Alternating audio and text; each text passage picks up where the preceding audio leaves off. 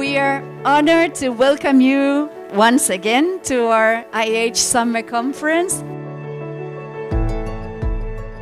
We have to teach them to be creative. We have to teach them to use language for communication. See the person, not the difficulty or disability.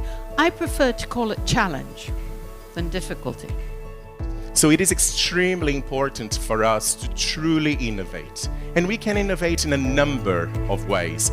Making these tiny tweaks with whatever you've got in your classrooms. Innovation is staying relevant. It's not about knowing everything. It's about transmitting things. It is content, it is grammar, it is vocabulary, but most importantly is what students can do with that. It's the skills. So that they can actively decide that whatever we are trying to teach is worth it and is relevant for them.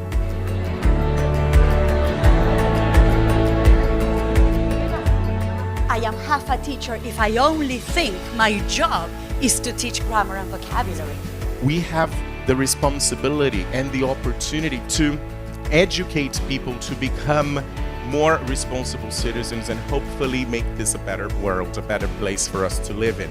And very important, always be positive.